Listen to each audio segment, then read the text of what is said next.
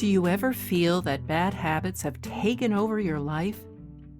When stress and anxiety mount, do your go-to behaviors wreak havoc on your time, relationships, work, and finances?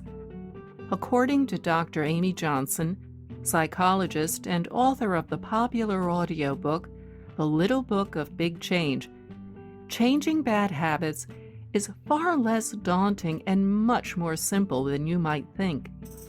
It relies on neuroplasticity, the brain's ability to reorganize itself, and requires no willpower at all.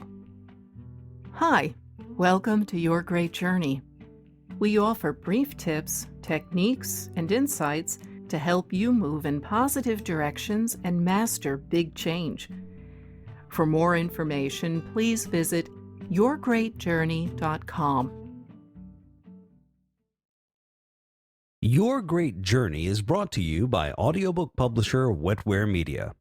Wetware Media publishes a wide variety of personal transformation audiobooks available from any major online audiobook retailer. For more information, please visit wetwaremedia.com. That's wetwaremedia.com. Today we have an excerpt from the audiobook The Little Book of Big Change, the No-Willpower Approach to Breaking Any Habit, written by psychologist Dr. Amy Johnson.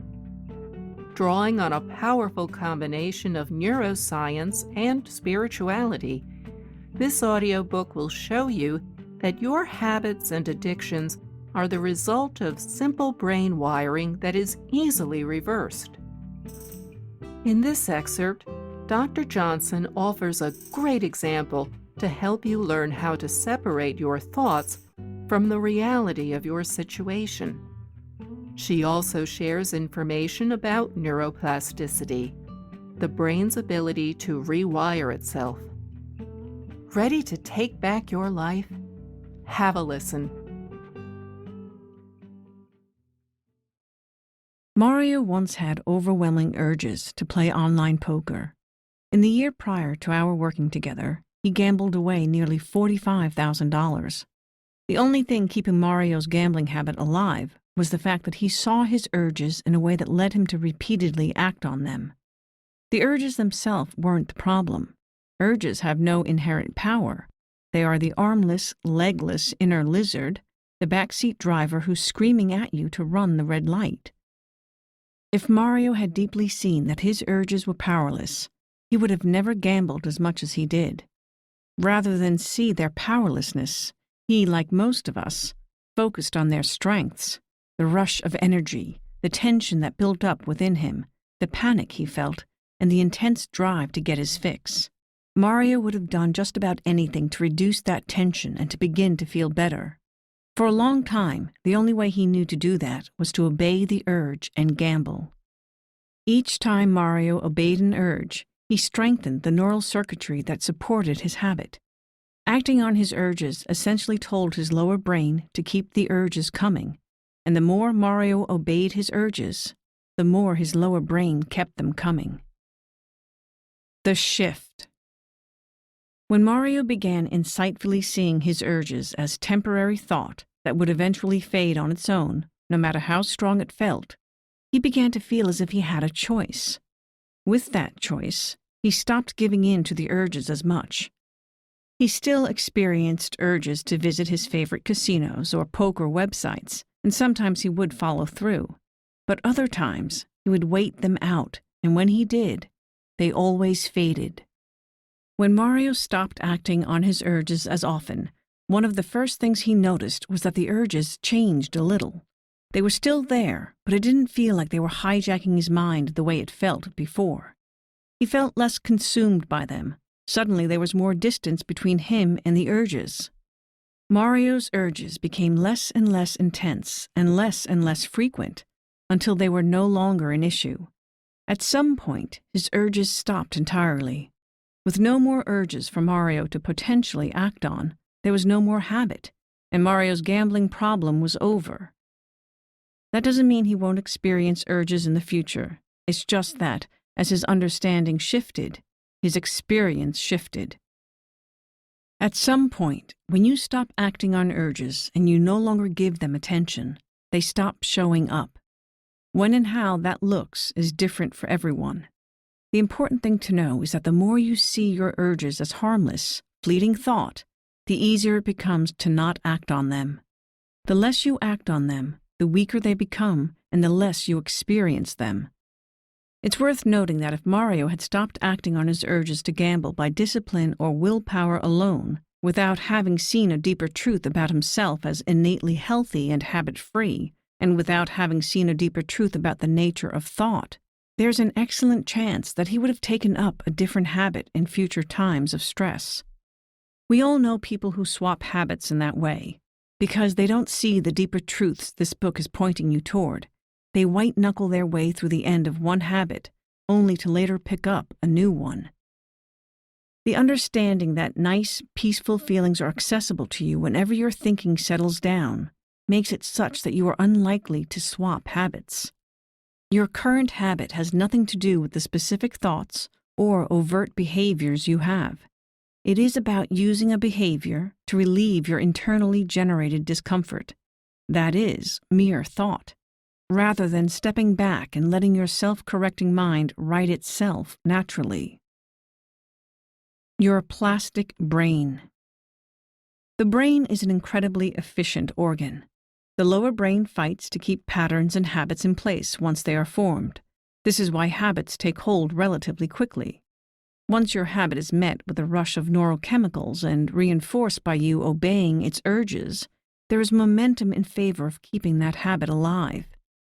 But that doesn't mean the momentum can't shift. You are spiritual energy, universal mind. That trumps physical organs and neural circuitry.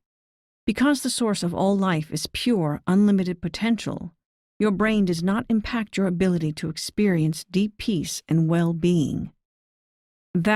All that is energy makes anything possible.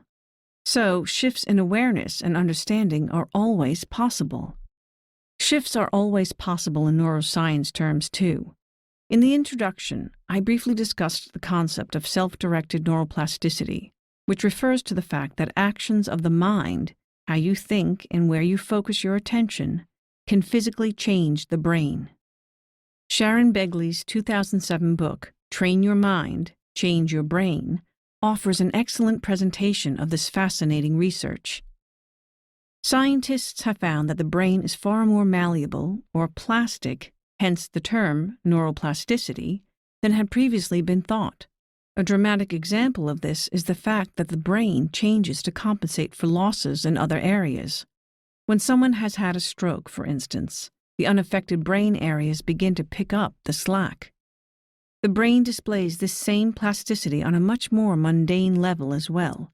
Consciously deciding to focus on something in particular, or to not focus on something, as in the case when you choose to dismiss an urge, changes the neural makeup of the brain. This means that as you decide to not act on an urge, the momentum shifts in your brain and it is poised for change. Jeffrey Schwartz and Sharon Begley's 2002 work with patients with obsessive-compulsive disorder, OCD, used brain scans to show that a self-directed shift in attention that resulted in patients not obeying their urges resulted in a weakened presence of those urges in the brain. The neural structure of the section of the brain where patients' OCD was represented was physically different. With time, those patients with OCD experienced fewer and fewer urges and compulsions, and the intensity of those urges lessened until there was nothing left to obey. With nothing left to obey, their habits failed to impact their lives. When there are no urges, the only thing that can cause you to do the thing that was once your habit is your own free will. You could do it if you deliberately chose to, but then it would no longer be a habit.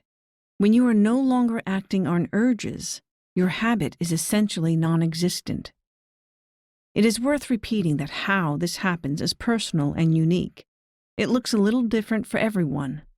Some people have a moment of insight that instantly changes things for them, but it's more common for a new understanding of your habit to unfold gradually. For me and for many of the clients I've worked with, the insights were quite sudden, but the behavior took some time to catch up. I saw in an instant that my urges to binge were not me and that I did not have to give in to them, but the behaviors associated with my habit died out more gradually. There was a period of time when I did occasionally give in. It felt different, however. I was no longer hijacked. I was aware that I was making a choice, and my binges were far less intense than they had been. Every person's experience is different, but one thing is the same for us all. If you begin to see your urges as powerless and stop giving in to them, they will begin to change. With no power given them, there is no neurological energy to maintain them.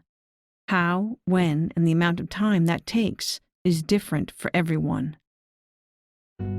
Thanks for listening to this excerpt from the audiobook, The Little Book of Big Change, the No-Willpower Approach to Breaking Any Habit. You can purchase the complete audiobook from any major online audiobook retailer. For more information, please join us at yourgreatjourney.com. Thanks for listening. Your Great Journey is brought to you by audiobook publisher Wetware Media. Wetware Media publishes a wide variety of personal transformation audiobooks available from any major online audiobook retailer. For more information, please visit wetwaremedia.com. That's WETWAREMEDIA.com.